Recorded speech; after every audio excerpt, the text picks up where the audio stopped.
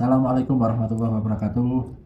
Alhamdulillahirrahmanirrahim. Wassalatu wassalamu ala asrofil anbiya'i wal mursalin sayyidina Muhammadin wa ala alihi washabihi ajmain. Alhamdulillah, kita dari Perjuangan Wali Songo Indonesia Laskar Sabilillah Kabupaten Karanganyar ini berjumpa dengan Kiai Haji Imaduddin Usman Al-Bantani, yang bagi kami semua ini adalah beliau seorang mujadid yang dengan wasilah tesis beliau ini kita tersadar dari ajaran-ajaran yang dulu kita bikin kita mabuk kepayang.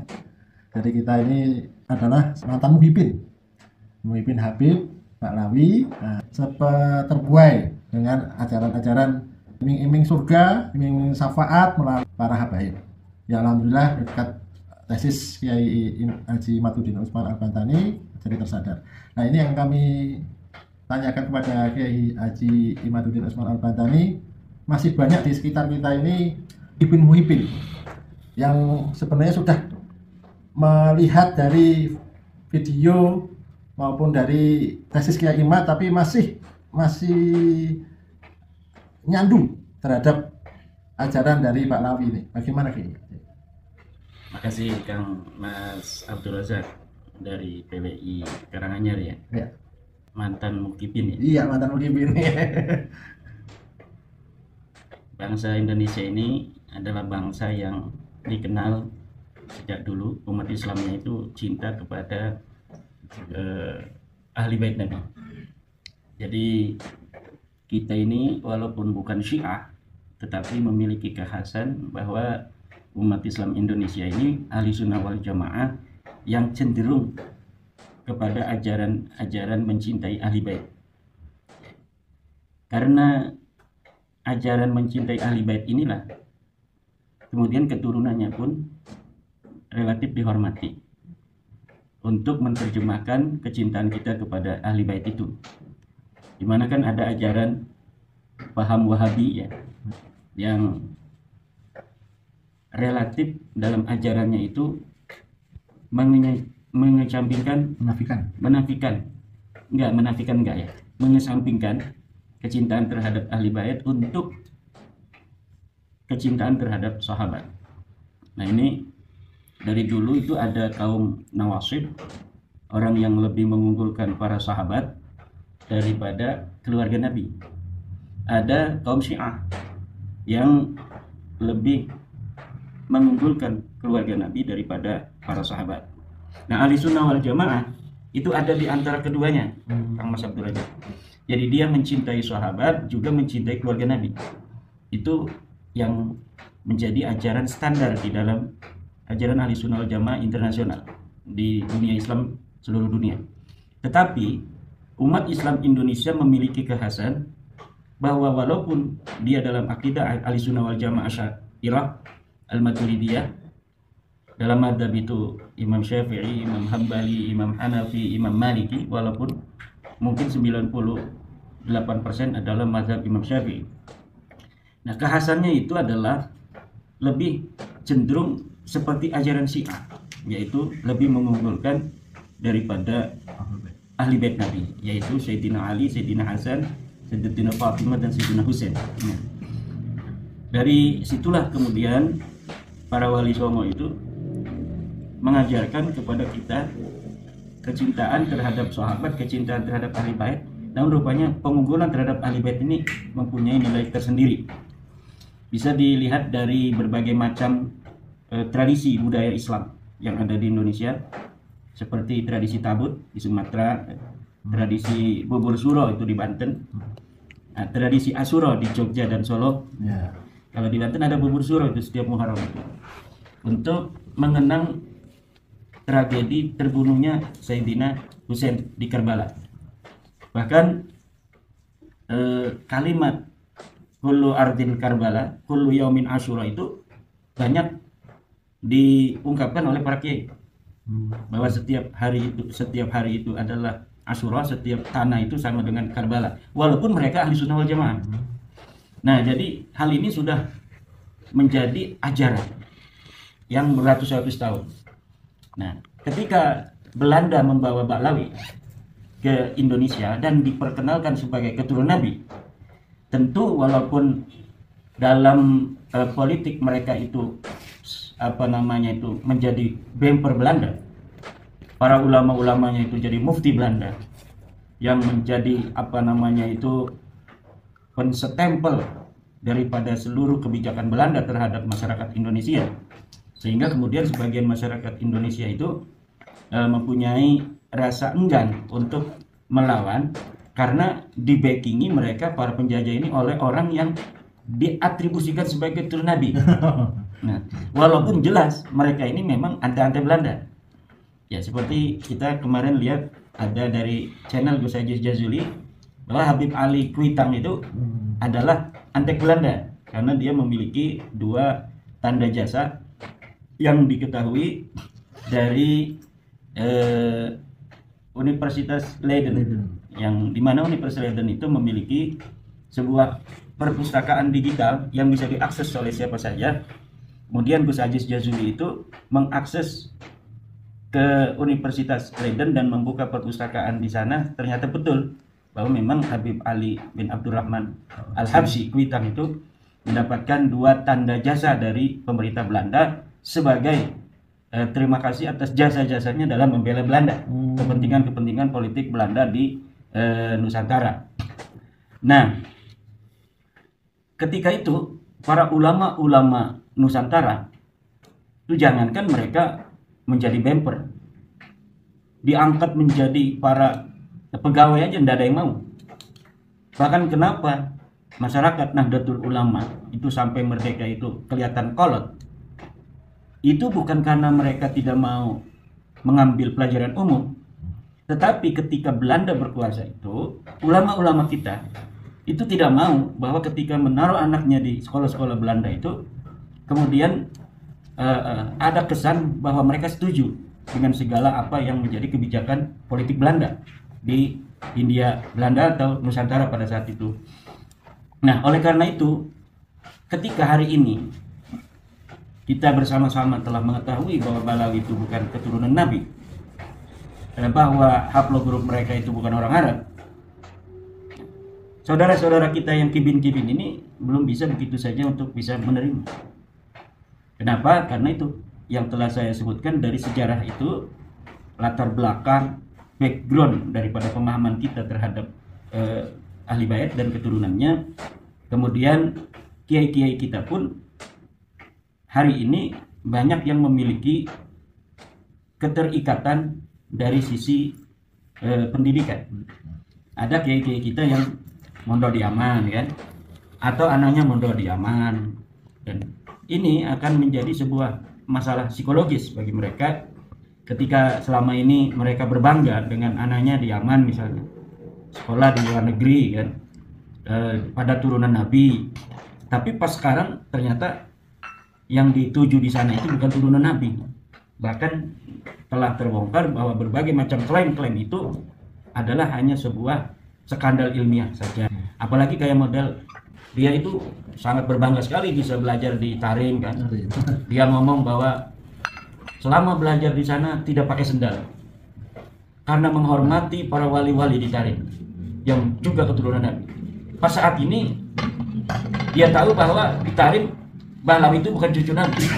Bahkan yang selama ini dia hormati, makam Pak Mukodam, ternyata orangnya fiktif. Alangkah hancurnya hati Kibin. Nah, maka dengan itu dia kan tidak begitu saja bisa menerima, walaupun mungkin akalnya secara ilmiah ini menerima benar juga ini ternyata tidak ada di abad ke-5 kitab nasab yang menyatakan keluarga Balawi ini turunan Nabi, tidak ada. Oh betul di abad ke-6 tidak ada, oh betul di abad 7 tidak ada, oh di abad 8 tidak ada, di abad 9 tidak ada. Dan dalam ilmu nasab, penulisan sebuah bin itu dalam tujuan tertentu selain tujuan mengisbat nasab itu sama sekali tidak bisa disebut sebagai mengisbat nasab, tetapi kayak berusaha menghibur diri bahwa saya berpatokan, ya karena apa? Itu tadi dia mengingat 2 tahun tidak pakai sendal di Tarim untuk menghormati makam Pak Mukodam, makam Ubed, makam Alwi yang ternyata sekarang fiktif orangnya. Dia berpikir bagaimana saya ini di sana menghormati nggak pakai sendal, ternyata yang dihormati tidak ada. Betapa hancurnya kan hatinya. Nah, kita harus memahami itu, kan, bahwa ada orang-orang yang seperti ini. Betapa hancur hatinya. Kita berharap kan mereka sadar. Tapi itu tidak menjanjikan. Orang semua bisa sadar itu tidak dijanjikan. Jangankan sekelas Kang Mas Abdul Razak Imaduddin Usman, sekelas para ambiya saja kan tidak bisa membawa seluruh objek dakwah mereka itu, para ambiya itu mau menerima para ambiya. Iya betul. Ya kan? Iya betul. Jadi hal-hal yang seperti itu tidaklah aneh. Ini sudah nyata. Udah nyata, yang bukti nyata. Tapi mereka tidak mau. Ini jangan aneh. Yang mau Nabi Muhammad kurang apa, akhlaknya bagus. Nabi Muhammad akhlaknya sempurna. Tapi tetap aja banyak orang yang tidak menerima dakwahnya. Apalagi kayak akhlak kayak macam kita orang ini. Ya kadang-kadang kita kan ada marahnya, kadang-kadang ada kurang bijaksananya, kadang-kadang mungkin sini Kang Mas. Kadang-kadang suara kita agak menyakiti. Iya betul. Nah, tapi kalau Rasulullah akhlaknya begitu tinggi, akhlaknya mencerminkan apa kesempurnaan seorang manusia yang sempurna. Tapi bersama itu tidak semua umat mengikuti. Bahkan hari ini agama Islam bukan mayoritas di atas dunia ini. Iya. Umat Islam di dunia ini sekarang hanya 1/4. Iya. Maka saya sering mendapat pertanyaan keluhan yang sama seperti Kang Mas Abdul Razak, Kang Mas Idris. Kenapa Kiai itu masih banyak kibin-kibin? Ya kalau kita baca sejarah bagaimana dakwahnya Rasulullah, seharusnya kita mendapat jawaban itu. Jadi ya kita bersabar saja dan kita tinggal menunggu bagian dari kehendak Allah untuk mereka-mereka ini. Apakah sadar, apakah tidak ya. Kalau dalam agama sajalah ikraha fiddin, qad tabayyana rusdu minal ghayy. Jadi terus berjuang Kang Mas Idris di PWI Karanganyar, di PWI Solo Raya.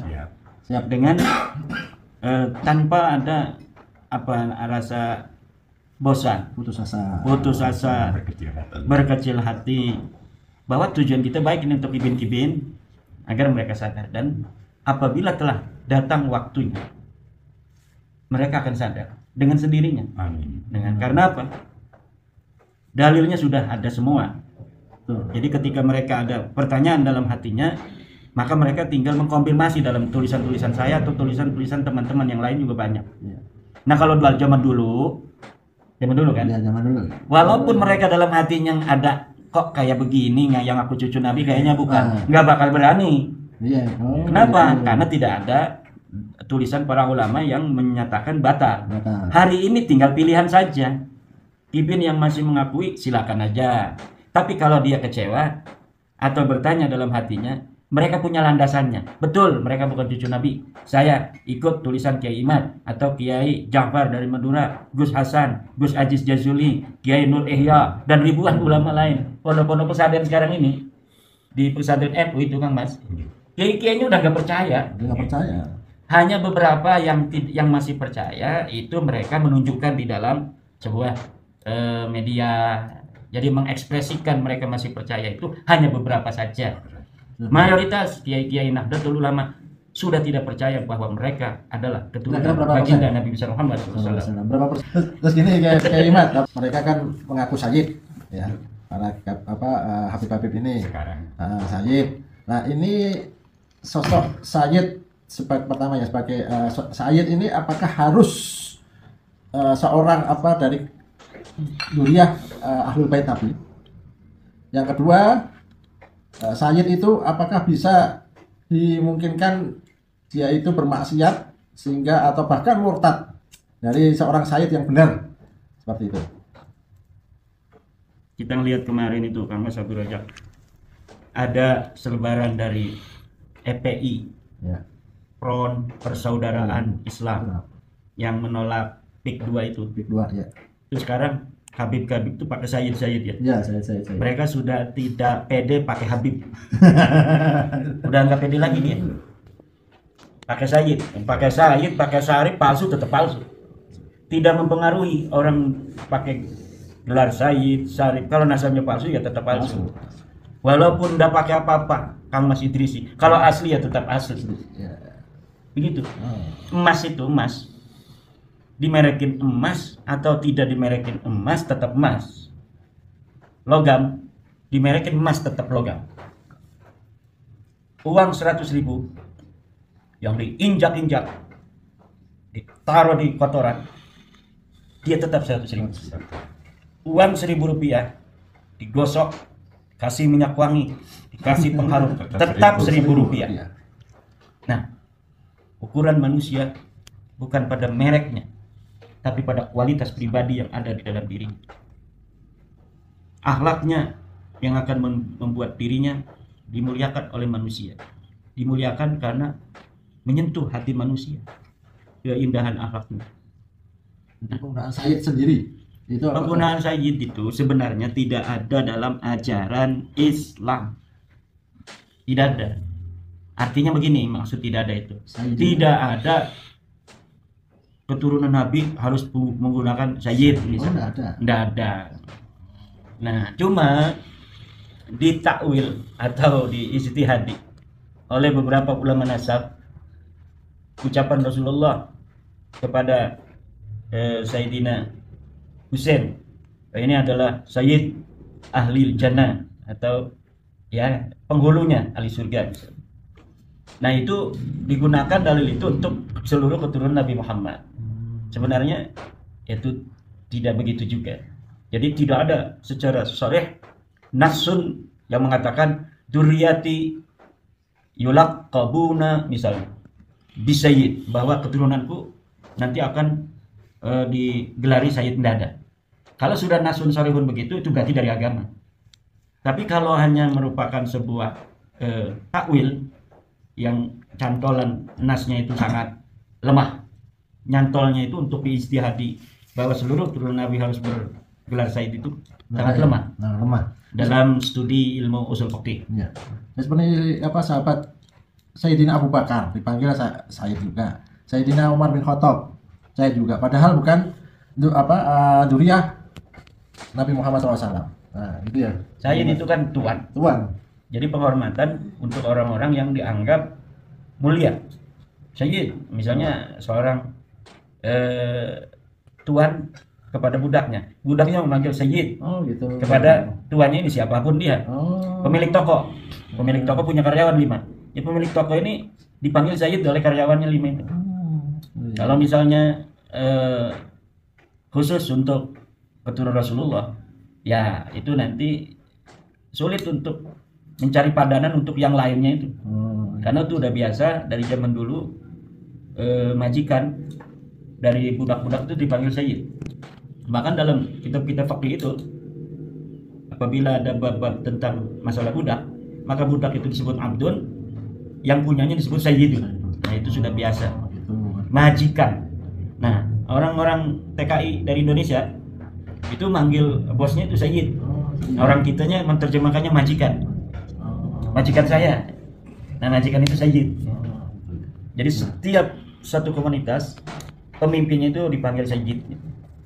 Jadi kalau untuk yang ini duriyahnya Kanjeng Nabi Muhammad SAW, ini dimungkinkan enggak untuk bermaksiat sampai hingga tingkatan murtad itu? Saya mendengar dari Mbah Maimun ya, bahwa tidak mungkin keturunan Nabi ada yang keluar dari Islam. Kalau Balawi kan ada. Yang nggak segap itu. Iya. Siapa namanya itu? Thomas Segap. Thomas Segap. Iya. Yang segap itu ada yang keluar dari Islam. Nah, ini tidak sesuai dengan daunnya Mbah Mun itu. Ada Habibah juga yang keluar Islam. Keluar juga ada. Habibah. Nah, ini dalilun ya dulu ala annahum laisu min dzurriyyatin nabi. Ini sebuah tanda bahwa memang mereka bukan cucu Nabi. Itu dilihat dari daun Mbah Mun itu ya. Kemudian dari akhlak. Akhlak itu begini. Dalam Al-Qur'an kan ada. Innama yuridullahu liyudhiba ankumur rijsa ahlal baiti wa yutahhirakum tathira. Innama, hanyalah. Innama ini adatu hasrin. Hanyalah. Adatu hasrin ini artinya hanya itu yang diinginkan. Innama yuridullah, Allah hanya menginginkan kepada kamu ahli bait menghilangkan kejelekan dan mensucikan kau. Nah, ulama menafsiri ayat ini beragam. salah satu yang paling kuat menurut saya adalah bahwa lafaz yuridu itu tidak berarti apa yang menjadi objek itu telah ada. Jadi ahlul bait itu tidaklah langsung suci, tidaklah langsung dijauhkan dari rijis, tetapi yang diinginkan Allah dari mereka adalah kesucian itu. Yang diinginkan dari mereka adalah tidak adanya rijis dari ahli bait itu, yaitu Ali, Fatimah, Hasan dan Husain. Nah, itu dari tafsir Ahlussunnah wal Jamaah. Kalaulah rijis, idhabur rizzi, hilangnya kejelekan, hilangnya najis, hilangnya kesirikan, dan tathir, disucikan ini kepada ahli bait yang tadi dikatakan itu 5, termasuk Rasulullah, Ali, Fatimah, Hasan, Husain. Ya, kalau untuk Rasulullah kan udah pasti dengan maksum beliau. Tapi untuk ini sahabat ini kan tidak masuk. Nah, tidak masuk pun keluarga Nabi ini, iradatullah alaihim ini, keinginan Allah untuk mereka ini adalah tidak adanya kejelekan, tidak adanya kesirikan, disucikan, walaupun belum ada, belum pasti ya. Apalagi untuk keturunannya. Jadi kalau untuk mereka saja belum pasti, apalagi untuk keturunannya. Coba siapa ulama Ahlussunnah wal Jamaah yang mengatakan Sayyidina Ali maksum? Nggak ada kan? Ada. Kalau Syiah ada. Ya. Kalau Syiah ada, tapi Ahlussunnah wal Jamaah tidak ada. Sayyidatuna Fatimah maksum? Nggak ada. Ada. Kemudian Sayyidina Hasan Husain maksum? Nggak ada. Ahlussunnah wal Jamaah. Lah, itu berarti tidak otomatis suci. Karena kalau suci itu berarti maksum. Rasulullah Muhammad SAW, wallahu ya'simuka minan nas. Allah menjaga dari manusia. Dari ayat ini pula kemudian para ulama-ulama bahwa bukan hanya menjaga dari manusia dalam arti menjaga secara fisik, tapi juga maksum dari berbagai macam dosa-dosa. Tapi untuk selain Nabi Muhammad, untuk Ahlussunnah wal Jamaah tidak ada. Kalau Syiah, seluruh imam-imam itu masuk. Sayyidina Ali masuk, Hasan Husain masuk, sampai Imam Mahdi masuk. Bagi Syiah, kita kan bukan Syiah. Ya. Nah, dari situ, apakah ada kemungkinan keturunan Nabi berbuat maksiat? Ya ada. Ya.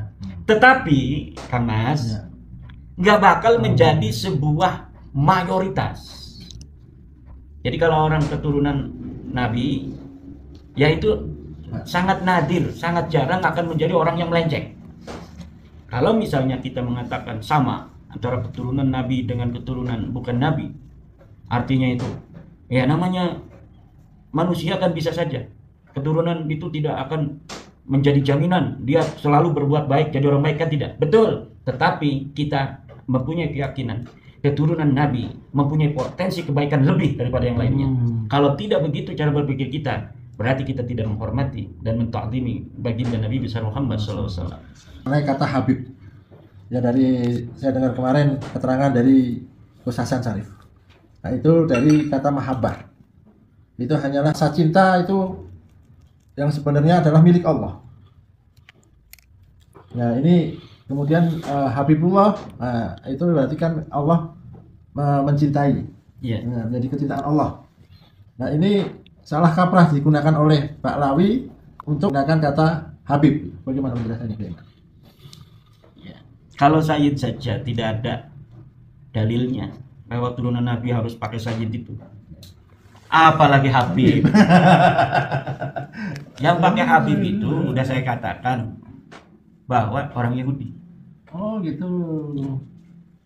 Wa qalatil Yahudu wan Nasara nahnu abnaullah wa ahibba'u. Bahwa orang-orang Yahudi dan Nasrani mengatakan kami adalah anak-anak Allah dan habib-habibnya Allah.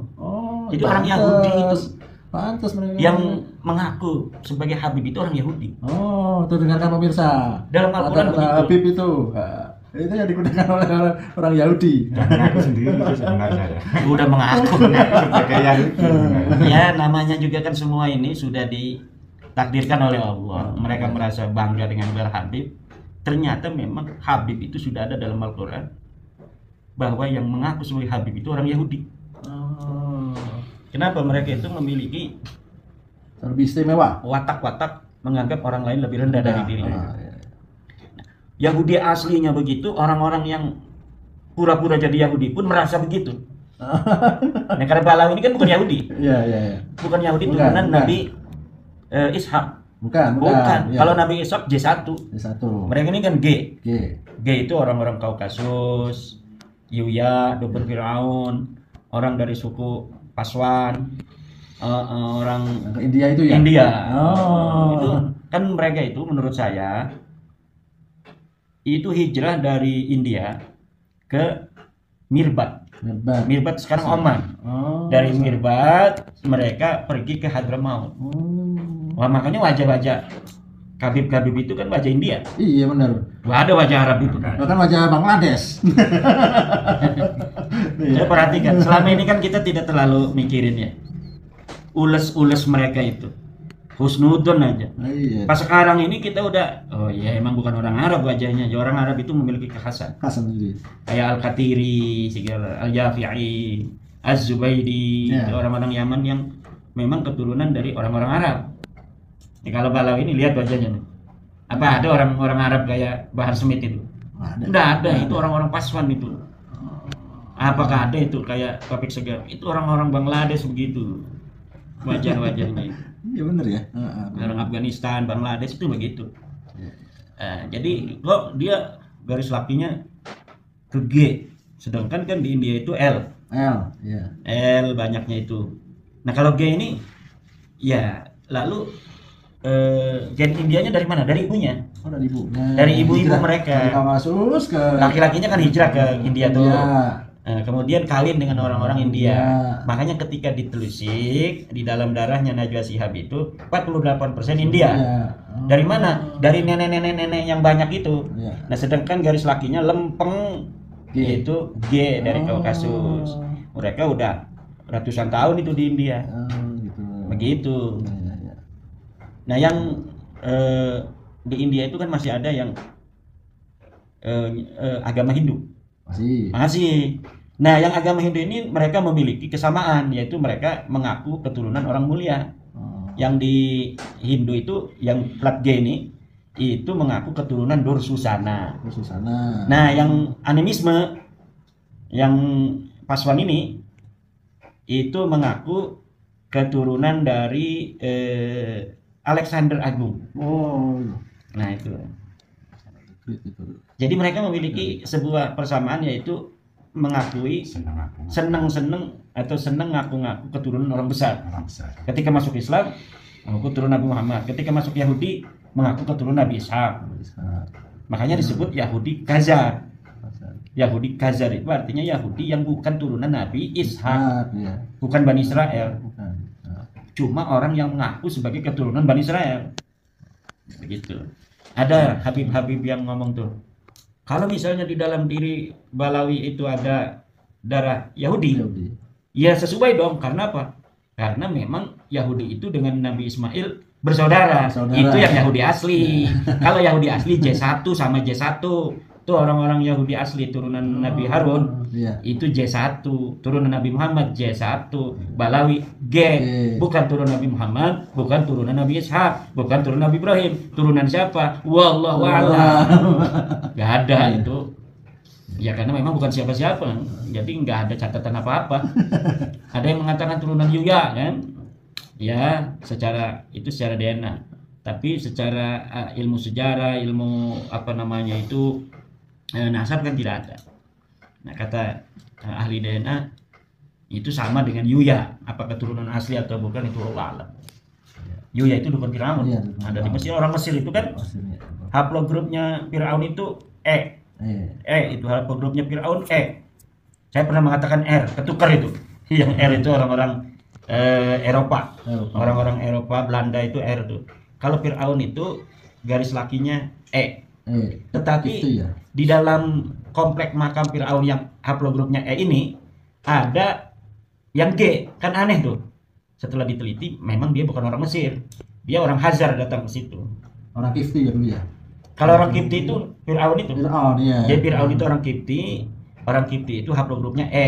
Nah, Sedangkan ada yang aneh sendiri tuh, Yuya. Oh, jadi di piramida itu ada Orang plat G itu. plat G itu ada. Iya. Oh, Aneh kan? ya. Ternyata dia punya anak perempuan, diserahkan kepada Firaun. Jadi dinikah tuh sama Firaun tuh. Kemudian dia menjadi penasehat Firaun, one team press-nya Firaun. Ketika Firaun yang ngaku Tuhan, dia ngaku the father of God. Bapaknya Tuhan, padahal mah cuma mertua. Iya. Begitu Kiai Ahmad. Terima kasih, ini semakin jelas apa itu Sayyid, apa itu Habib. Nah, kemudian siapakah yang Baklawi itu sekarang yang berada di seluruh dunia itu, ini semakin jelas. Maka kita simak dari video dari penjelasan Kiai Ahmad. Ya, terima kasih. Assalamualaikum warahmatullahi wabarakatuh.